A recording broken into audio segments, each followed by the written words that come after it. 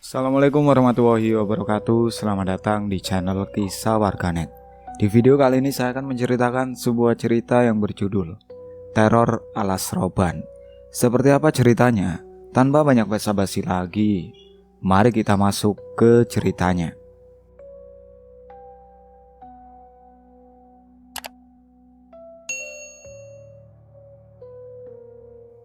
Adam melepas helmnya sambil mengusap keringat di pelipis. Sore sudah mulai condong ke arah petang, tapi panas masih menggigit kulit. Di sampingnya Angga sibuk menghitung uang receh untuk membayar tukang tambal ban yang baru saja selesai menambal ban belakang motor mereka. 20.000 bang, kata tukang tambal itu sambil mengelap tangannya yang hitam penuh oli. Angga mengangguk, menyerahkan selembar uang. Motor Yamaha Alfa tahun 90-an mereka sudah tua. Cat merah marunnya kusam dan knalpot sudah berkarat. Tapi motor itu setia, selalu berhasil membawa mereka pulang kampung setiap kali libur panjang. Udah jam 4:30, Dam. Angga melirik jam tangan murahan di pergelangan tangannya. Kita telat 2 jam gara-gara ban bocor. Adam memasang helm, lalu menendang starter motor. Mesin langsung hidup dengan suara khas mesin 2 tak yang agak kasar. Lewat alas roban aja, lebih cepat. Angga terdiam sebentar. Dia menatap jalanan di depan mereka yang mulai sepi. Serius lo? Lewat situ? Sekarang? Emang kenapa? Bentar lagi maghrib, Dam. Lo tahu sendiri jalan itu gimana? Ada memutar gas pelan. Mesin motor menderu halus. Gue tahu, tapi kalau kita putar balik, nanti udah malam baru nyampe, tambah serem. Angga menggaruk tengguknya ragu. Tas ransel di punggungnya terasa berat. Di dalam tas itu, terbungkus kain batik lusuh. Ada keris pusaka peninggalan kakeknya. Sarung keris dari kayu cendana itu sudah retak di bagian ujung. Retakan halus yang baru Angga sadari tadi pagi sebelum berangkat. Seharusnya dia minta ayahnya memperbaiki dulu, tapi waktu sudah mepet. Oke deh. Angga akhirnya menurut sambil naik ke jok belakang. Tapi geber aja, jangan pelan-pelan. Motor melaju keluar dari area bengkel pinggir jalan Weleri. Jalanan mulai lenggang. Beberapa toko sudah mulai menutup pintu. Suara adzan asar dari masjid kecil di ujung jalan terdengar sayup. 10 menit kemudian, mereka sudah memasuki area hutan jati. Pohon-pohon besar menjulang tinggi di kanan kiri jalan. Cabang-cabangnya saling bertautan membentuk kanopi tebal yang menghalangi sisa cahaya sore. Udara langsung berubah, dingin menusuk meski tadi panas terik. Dingin banget. Gumam Angga sambil mengeratkan pegangannya di bahu Adam. Adam hanya mengangguk. Dia fokus pada jalan yang mulai berkelok. Ini alas roban, hutan jati yang terkenal angker di daerah mereka. Tikungan maut yang sering jadi tempat kecelakaan. Cerita tentang orang yang hilang berhari-hari baru ketemu dalam keadaan bingung. Dan tentu saja mitos soal kuntilanak, pocong, bahkan pasar hantu yang katanya muncul tengah malam.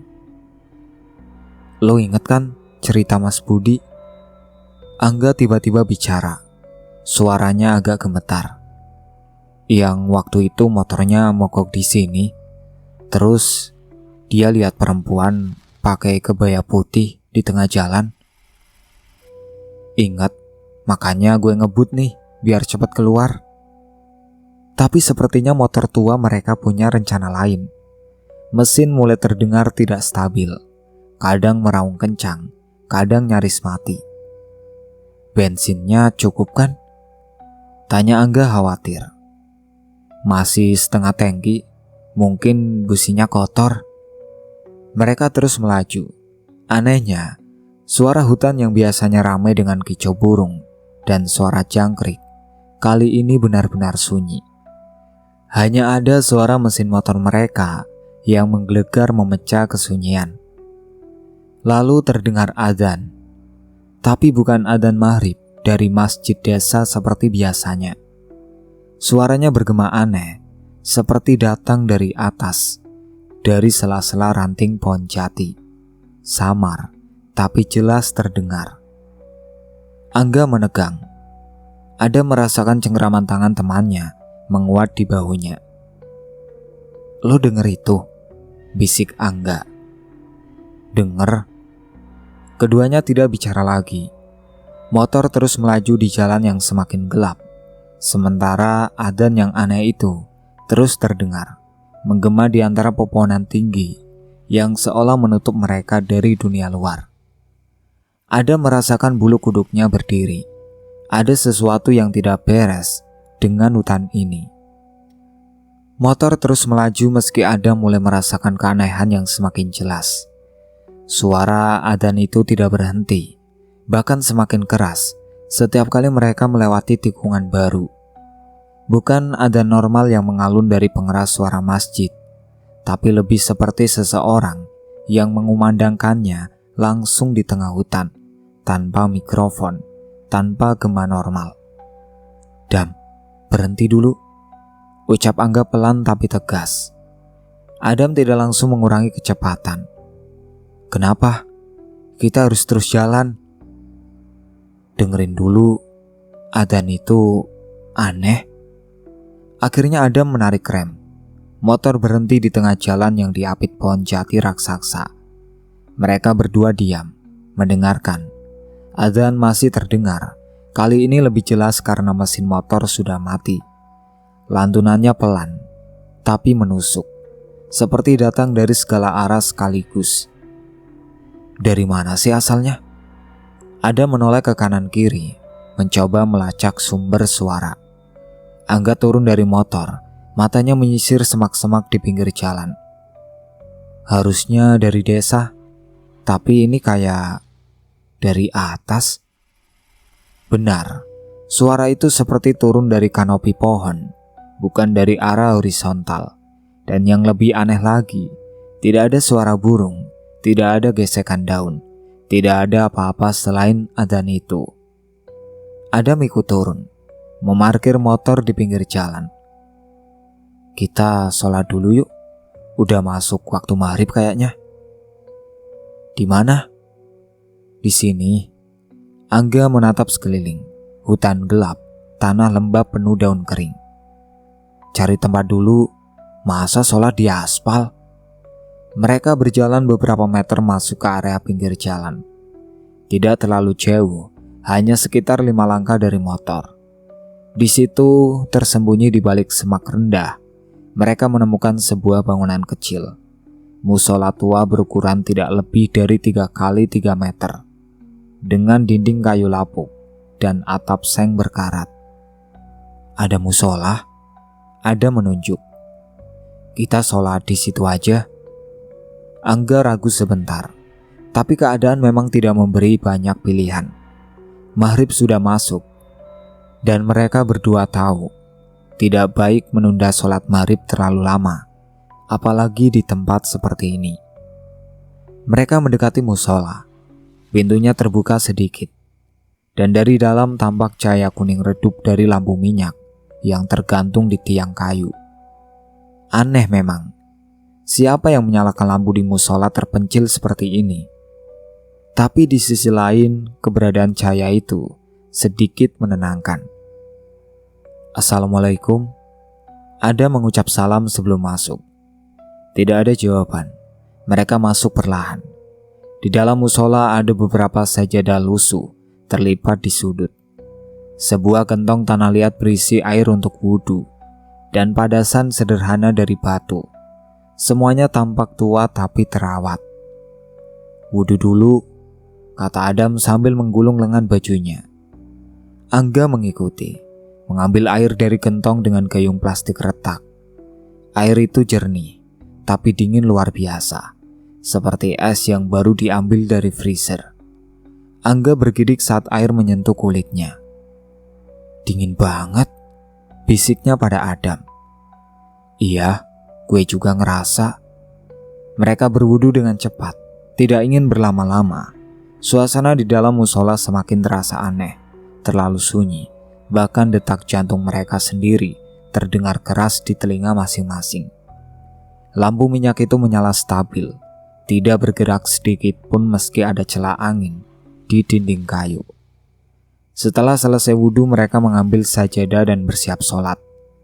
Adam maju sedikit sebagai imam, Angga di belakangnya. Mereka berdiri tegak, mengangkat tangan untuk takbiratul ihram. Tapi sejak takbir pertama, konsentrasi Angga buyar. Dia merasakan sesuatu, seperti ada yang mengawasi mereka dari sudut musola yang gelap. Matanya ingin melirik, tapi dia tahan. Harus fokus, harus khusyuk. Ada memimpin bacaan dengan suara pelan, hampir berbisik. Suara adzan dari luar sudah berhenti, digantikan oleh sunyi yang begitu padat, sampai terasa berat di dada. Angga mencoba mengikuti gerakan sholat dengan tenang, tapi tangannya gemetar saat sujud. Dingin musola ini bukan dingin biasa, ini dingin yang merasuk ke tulang, yang membuat nafas keluar seperti uap putih tipis. Di rakaat kedua, saat Adam berdiri dari sujud terakhir dan hendak mengucap salam, Angga mendengar sesuatu. Bisikan halus, sangat pelan, nyaris tidak terdengar. Tapi dia yakin ada yang berbisik. Di sudut musola di belakang mereka. Bisikan itu tidak berhenti, malah terdengar semakin jelas saat Adam mengucap salam ke kanan. Suara berbisik pelan, seperti orang yang sedang menahan nafas sambil bicara. Angga menggigit bibirnya, mencoba tetap fokus sampai sholat selesai. Assalamualaikum warahmatullahi. Salam ke kiri. Selesai. Begitu kepala Adam kembali menghadap depan, lampu minyak yang tadi menyala stabil tiba-tiba berkedip. Sekali, dua kali, lalu padam total. Musola jadi gelap gulita. "Adam!" Angga langsung berdiri. Tangannya meraba-raba mencari bahu temannya. "Gue di sini, tenang." Adam juga berdiri. Suaranya berusaha terdengar kalem, meski nafasnya memburu. "Lampunya mati. Kita keluar aja." Mereka berdua melangkah hati-hati menuju pintu. Tapi begitu tangan Adam menyentuh kusen kayu, dia berhenti. Sesuatu tidak beres. Kayu di tangannya terasa kasar, berlumut. Bukan kayu kering seperti tadi. "Angga, pegang gue. Jangan lepas." Angga langsung mencengkram lengan baju Adam. Mereka melangkah keluar bersama. Dan begitu kaki mereka menapak keluar ambang pintu, tidak ada musola. Mereka berdiri di tengah hutan. Tanah lembab penuh daun kering ada di bawah kaki mereka. Pohon-pohon jati raksasa melilingi mereka dari segala sisi. Tidak ada bangunan, tidak ada dinding kayu, tidak ada atap seng. Yang ada hanya sebuah pohon beringin tua dengan akar gantung yang menjuntai seperti tirai. Sajadah yang tadi mereka pakai masih tergeletak di atas tumpukan daun basah, tepat di bawah akar pohon itu. Apaan ini?" Suara Angga bergetar. Ada memutar tubuhnya 180 derajat. Matanya menyapu sekeliling dengan panik. Tidak ada jejak bangunan sama sekali. Musola itu, lampu minyak, gentong air, padasan, semuanya lenyap seperti tidak pernah ada. Kita barusan sholat di mana?" Angga mundur selangkah, nafasnya mulai tersengal. "Dam, ini bukan bercanda kan?"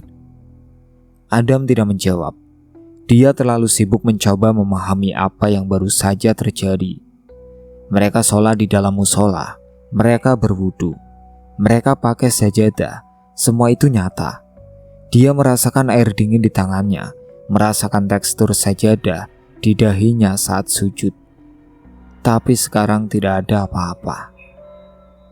"Kita dijebak," bisik Adam akhirnya. musola itu bukan musola beneran. Angga langsung teringat sesuatu. Tangannya refleks meraba tas ransel di punggungnya. Keris pusaka kakeknya. Sarungnya retak.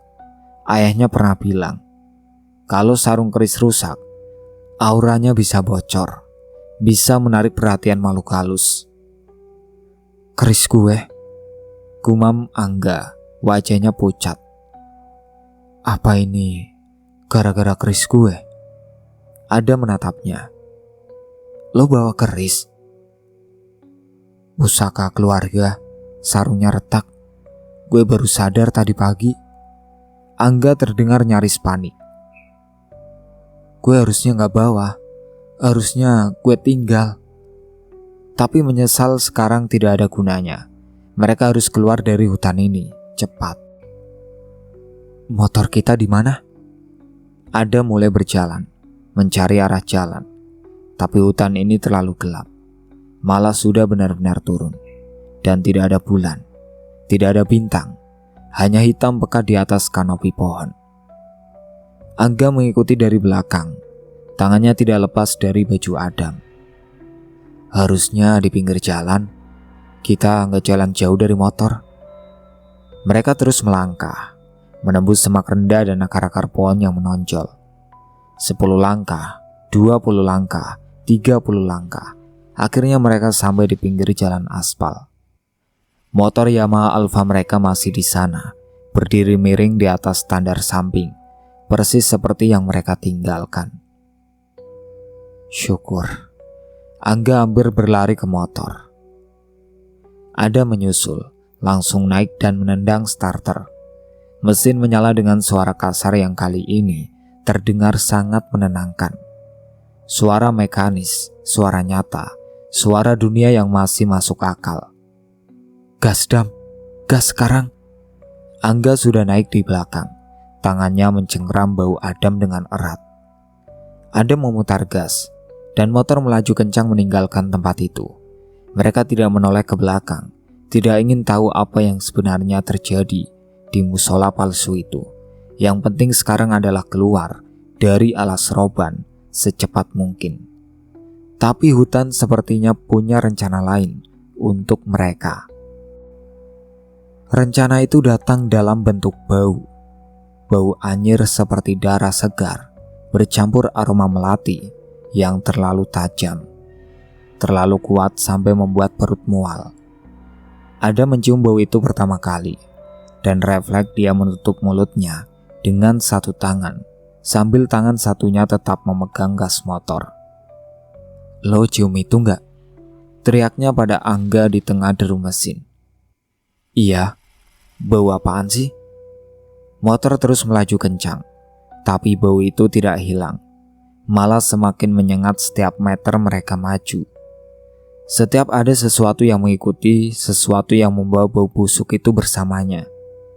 Ada melirik kaca spion kanan, gelap. Tidak ada apa-apa di belakang mereka selain jalan aspal hitam yang ditelan malam.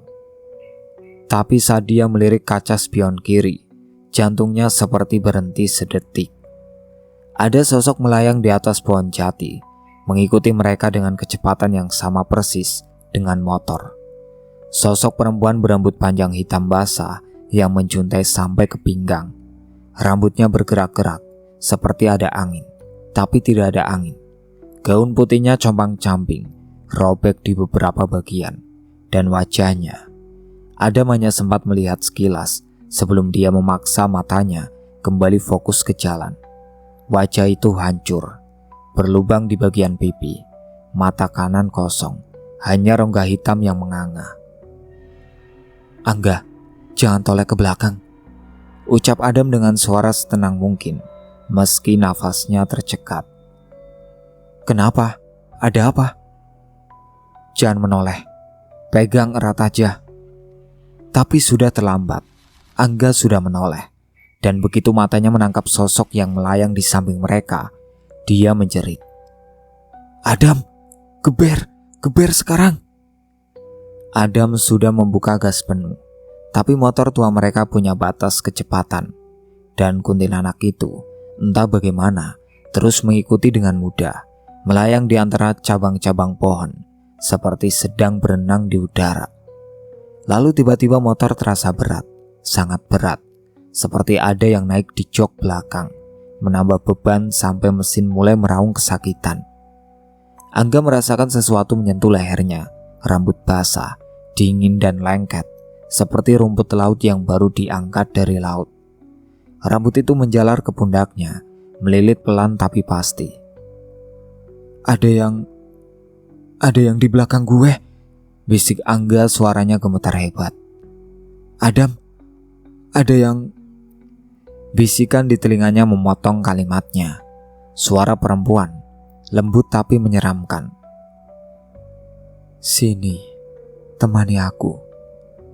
Kamu wangi sekali. Angga memejamkan mata erat-erat.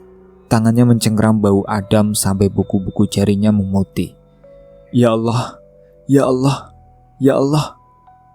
Dia terus mengulang doa pendek itu, berharap apapun yang ada di belakangnya akan pergi. Adam merasakan motor semakin berat. Roda belakang mulai terasa tidak stabil, seperti ada beban yang tidak seimbang. Dia tidak berani menoleh ke belakang, tidak ingin tahu apa yang sedang duduk di jok belakang motor mereka. Baca ayat kursi, teriak Adam. Angga, baca. Angga membuka mulutnya, mencoba mengingat bacaan ayat kursi, tapi lidahnya keluh, otaknya blank. Dia hanya bisa terus mengulang, Ya Allah, sambil tubuhnya bergetar ketakutan. Mesin motor mulai batuk-batuk. Speedometer turun dari 60 km per jam menjadi 50,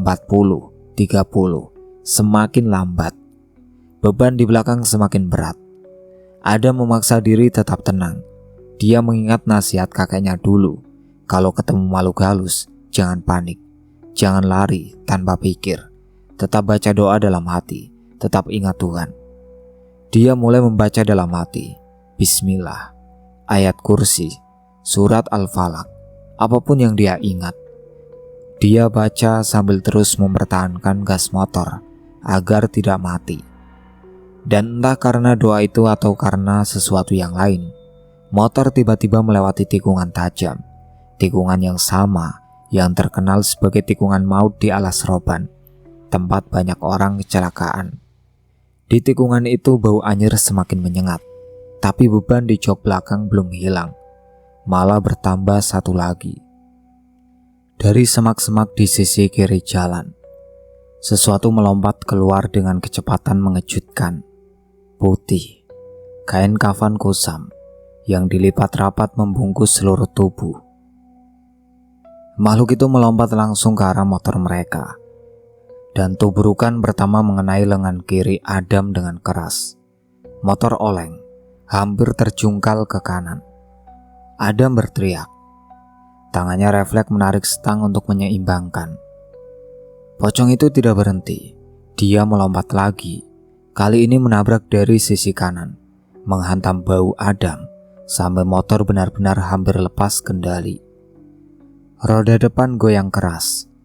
Ban belakang bergesekan dengan aspal, menimbulkan suara melengking. Adam, jangan berhenti, jerit Angga dari belakang. Tangannya masih merasakan rambut basah yang melilit erat di lehernya. Dia tidak tahu mana yang lebih mengerikan, kuntilanak yang masih menempel di punggungnya atau pocong yang terus menyerang dari samping. Adam mencoba tetap fokus, tapi serangan pocong datang bertubi-tubi, lompat, tabrak, lompat lagi, tabrak lagi, seperti bola yang dipantulkan berulang kali. Pocong itu terus menghantam motor mereka dengan tubuh yang keras, seperti karung berisi batu. Motor mulai kehilangan keseimbangan total. Tikungan di depan semakin tajam, dan di sebelah kiri adalah jurang kecil yang cukup dalam. Kalau motor mereka tergelincir ke sana, mereka bisa terluka parah atau lebih buruk lagi, terjebak di dasar jurang dalam kondisi terluka, sendirian, dengan dua makhluk yang jelas tidak bermaksud baik. Angga, pegang yang erat, aku mau ngebut. Adam memutar gas penuh, memaksa mesin tua itu bekerja maksimal, meski beban di belakang masih sangat berat. Angga mengeratkan pelukannya di pinggang Adam. Matanya terpejam. Dia terus berdoa. Mulut komat kamit mengucap apapun. Doa yang masih dia ingat. Al-Ikhlas, Al-Falaq, Anas. Ayat kursi yang terbata-bata karena dia lupa beberapa bagian. Pocong melompat lagi. Kali ini lebih tinggi. Nyaris melayang di depan lampu motor. Wajahnya, ya Tuhan, wajahnya terlihat jelas dalam pancaran lampu kuning redup. Kulit pucat kehijauan, mata melotot tanpa kelopak, mulut terbuka lebar, memperlihatkan gigi-gigi hitam yang ompong. Adam menunduk refleks menghindari, dan pocong itu melewati kepala mereka, jatuh ke aspal di belakang dengan bunyi gedebuk keras. Tapi dalam hitungan detik suara lompatan terdengar lagi. Makhluk itu mengejar dari belakang sekarang. "Dia di belakang kita," teriak Angga. "Gue tahu." Motor melaju dengan kecepatan yang seharusnya tidak mungkin dicapai Yamaha Alfa tua dalam kondisi membawa beban sebegitu berat. Tapi entah bagaimana, mesin itu terus meraung, terus mendorong mereka maju. Di sisi kanan ada melihat bayangan kuntilanak masih mengikuti, melayang di antara pepohonan dan gerakan yang sama sekali tidak wajar. Rambutnya berkibar ke segala arah, tangannya yang panjang dan kurus, sesekali terjulur seolah ingin meraih mereka. Dan dari belakang pocong terus melompat-lompat mengejar dengan kecepatan yang tidak masuk akal. Mereka terkepung. Depan masih jalan panjang yang gelap. Kiri ada jurang, kanan ada kuntilanak, belakang ada pocong. Dan yang paling mengerikan, beban di jok belakang motor masih belum hilang. Artinya kuntilanak masih menempel di sana. Masih berbisik dengan suara yang membuat bulu kuduk berdiri. "Adam, gue gak kuat." Suara Angga mulai melemah. Rambut basah di lehernya semakin erat, semakin dingin, seperti sedang mencekiknya pelan-pelan. "Bertahan, kita udah dekat." Tapi Adam sendiri tidak yakin mereka dekat kemana. Jalan ini seperti tidak ada habisnya. Pohon jati terus berjajar di kanan kiri. Tikungan demi tikungan terus muncul, dan cahaya dari lampu yang harusnya sudah terlihat dari jauh masih tidak nampak sama sekali. Lalu jalan mulai menanjak. Tanjakan curam yang membuat mesin motor tersiksa. Speedometer turun drastis, 40, 30, 20, semakin lambat. Beban di belakang semakin berat seiring dengan tanjakan yang semakin curam. Mesin motor sudah tidak terdengar seperti mesin lagi. Lebih mirip erangan hewan yang sedang sekarat. Knalpot mengeluarkan asap hitam tebal. Bau bensin terbakar menyengat hidung. Tapi Adam tidak peduli. Dia terus memaksa gas, terus mendorong motor tua itu naik melewati tanjakan yang seperti tidak ada ujungnya. 20 km per jam, 15, 10, hampir berhenti. Lalu, tepat saat motor hampir benar-benar mati di tengah tanjakan, mereka sampai di puncak, dan begitu roda depan melewati bibir tanjakan terakhir, beban hilang. Tiba-tiba saja motor jadi ringan, seperti balon yang dilepas dari pemberat. Speedometer langsung naik, 20, 30, 40.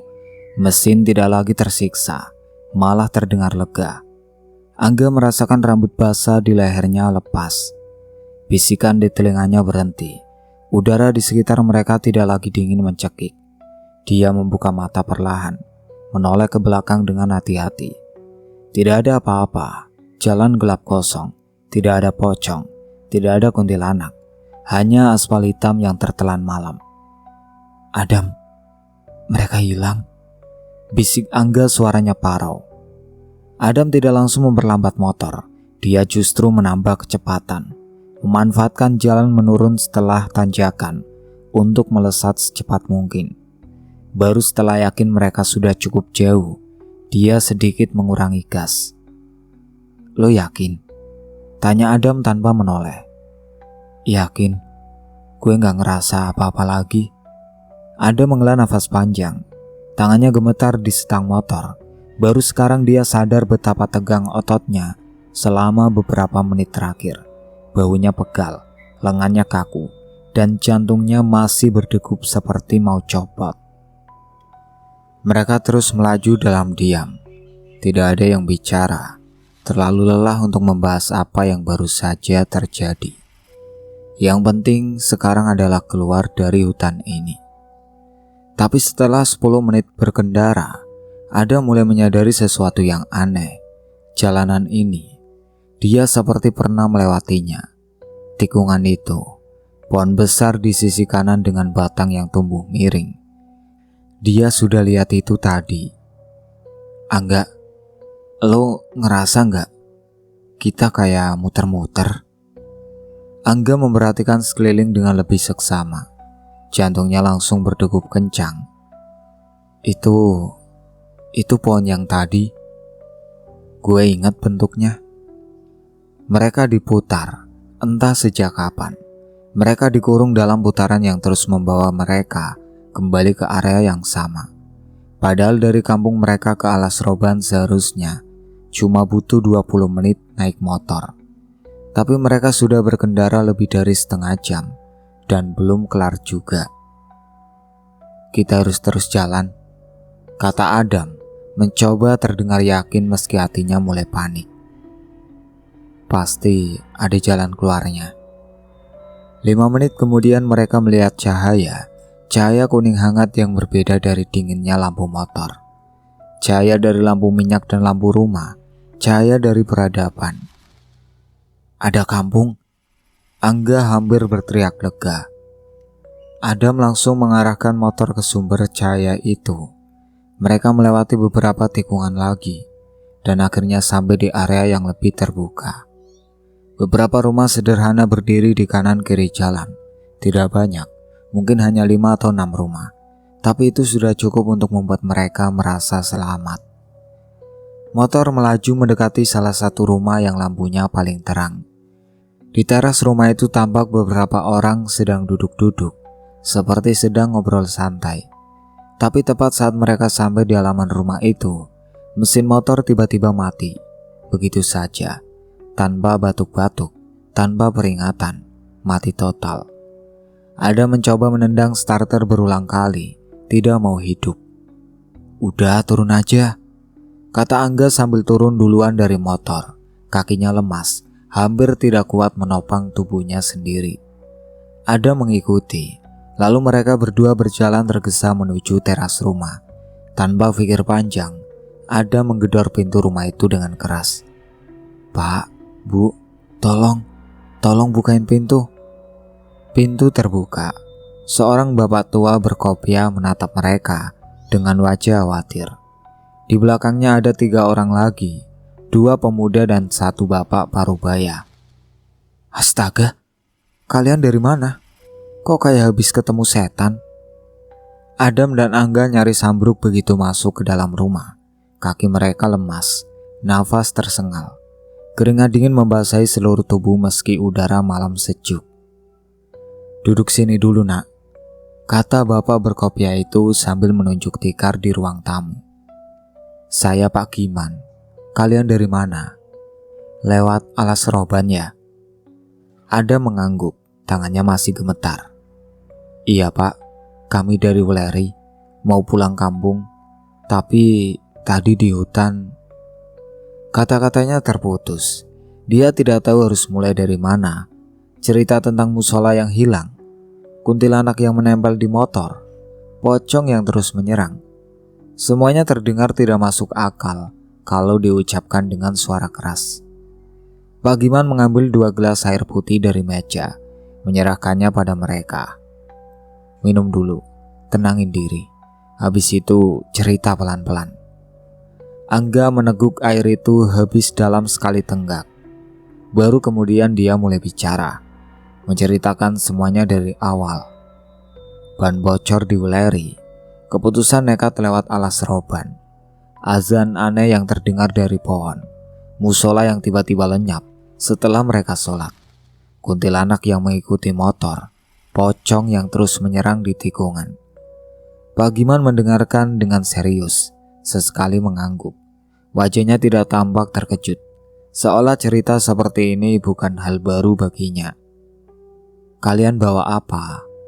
tanya Pak Giman tiba-tiba. "Pusaka, benda warisan." Angga tersentak. Dia langsung ingat.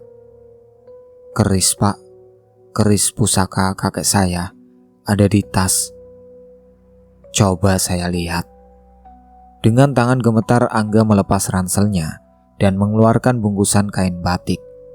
Dia membukanya perlahan, memperlihatkan keris tua dengan sarung kayu cendana yang retak di bagian ujung. Pak Giman meraih keris itu, memeriksa dengan teliti. Matanya langsung tertuju pada retakan di sarung. Ini masalahnya. "Sarungnya retak, Pak. Saya baru sadar tadi pagi sebelum berangkat." "Aura keris ini bocor," Pak Giman menjelaskan sambil membalikkan sarung keris. "Pusaka tua seperti ini punya energi sendiri. Kalau sarungnya rusak, energinya keluar dan menarik perhatian penunggu hutan. Makanya kalian dijebak." Adam menelan ludah. "Musola itu bukan musola beneran ya, Pak?" "Bukan. Itu petilasan lama. Tempat yang dulu mungkin ada bangunan, tapi sekarang cuma jadi jebakan.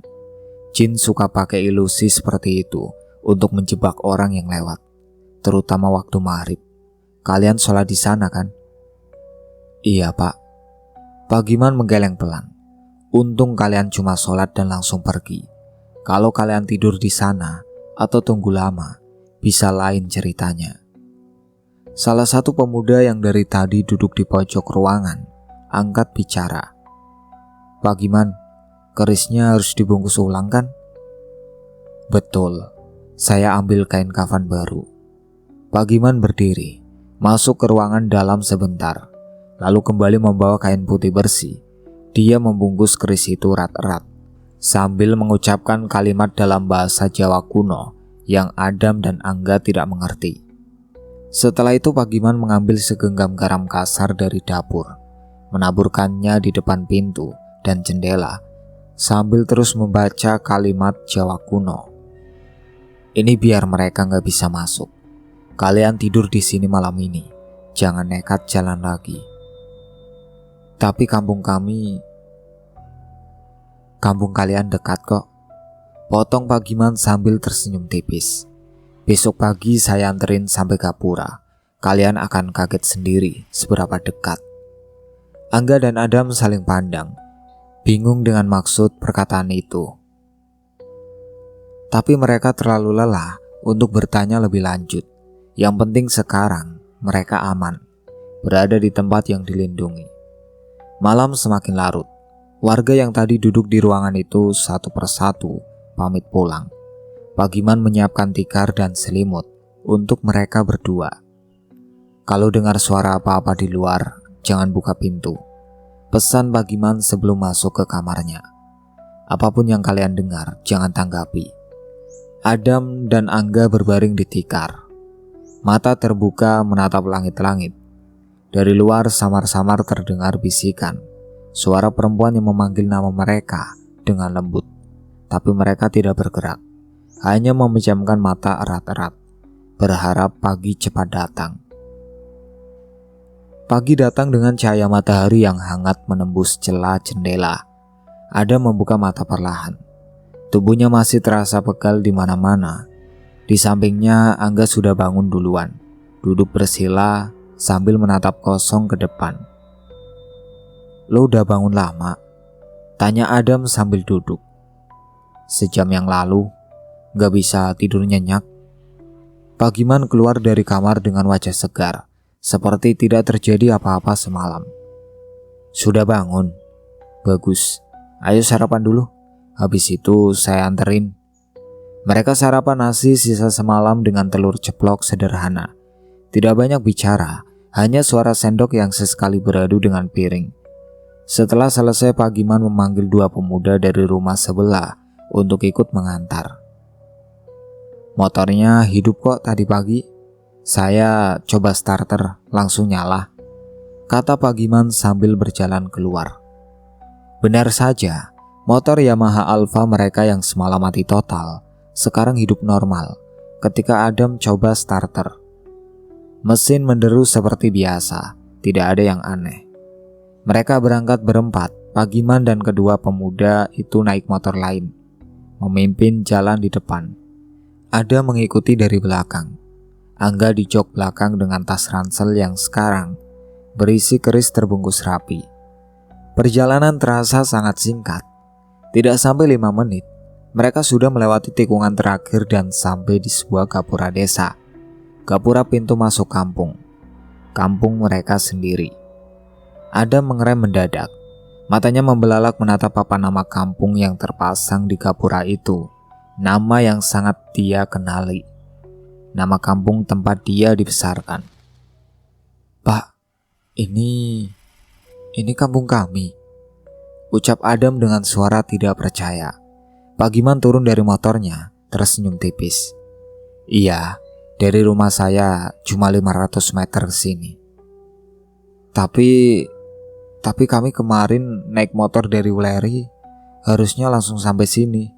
Harusnya kami lewat Alas Roban cuma 20 menit. Kalian memang cuma di hutan itu sekitar 20 menit waktu nyata. Jelas Pagiman. Tapi diputar-putar di area yang sama, lingkaran goib. Makanya kalian ngerasa lama banget. Padahal cuma muter-muter di radius 1 kilometer dari rumah saya." Angga turun dari motor, kakinya lemas. "Jadi selama ini kami dekat banget sama rumah."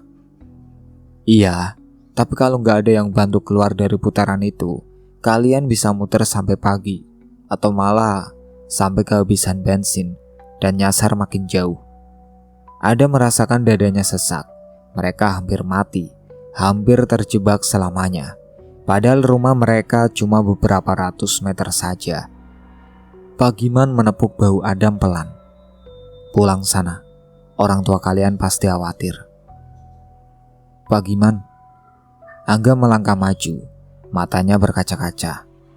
Terima kasih banyak. Kalau nggak ada bapak..." "Sudah, nggak usah. Yang penting kalian selamat."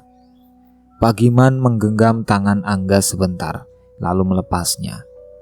"Lain kali kalau bawa pusaka, pastiin sarungnya utuh, jangan sampai bocor. Dan jangan nekat lewat hutan angker waktu maghrib." Adam dan Angga mengangguk berulang kali. Mereka berdiri di situ, memeluk Pagiman bergantian dengan haru. Dua pemuda yang ikut mengantar hanya tersenyum, seperti sudah terbiasa dengan kejadian semacam ini. Setelah berpamitan, Adam dan Angga melanjutkan perjalanan terakhir mereka. Motor melaju pelan memasuki kampung, melewati rumah-rumah yang familiar, melewati warung tempat mereka biasa beli es saat kecil, melewati masjid tempat mereka sholat Jumat. Semua terlihat sama, tidak ada yang berubah, tapi sesuatu dalam diri mereka sudah berbeda. Mereka sampai di rumah Adam duluan. Ibu Adam langsung keluar dengan wajah khawatir. "Kalian kemana saja? Dari kemarin sore gak ada kabar." "Maaf Bu, motor mogok di jalan. Kami nginep di rumah warga." Ibu Adam memeluk anaknya erat. Adam membalas pelukan itu, merasakan kehangatan yang nyata. Kehangatan yang kemarin malam sempat dia pikir tidak akan pernah dia rasakan lagi. Setelah pamit dari rumah Adam, Angga melanjutkan ke rumahnya sendiri, yang jaraknya cuma 3 rumah dari situ. Dia memarkirkan motor, masuk ke dalam, dan langsung menemui ayahnya yang sedang duduk di ruang tengah. "Ini kerisnya ya," kata Angga sambil menyerahkan bungkusan kain kafan. "Sarungnya retak, tolong diperbaiki." Ayahnya menerima keris itu, memeriksa dengan teliti. "Kamu kenapa? Mukamu pucat." "Gak apa-apa, cuma capek." Angga tidak menceritakan apa yang terjadi semalam. Tidak akan ada yang percaya, dan mungkin memang lebih baik begitu. Beberapa hal tidak perlu diungkit lagi. Yang penting dia dan Adam selamat. Mereka belajar untuk tidak meremehkan mitos, tidak meremehkan pusaka yang bocor auranya, dan tidak nekat melewati tempat angker saat maghrib. Pelajaran yang akan mereka bawa seumur hidup. Itulah akhir ceritanya. Sekian dari saya. Wassalamualaikum warahmatullahi wabarakatuh.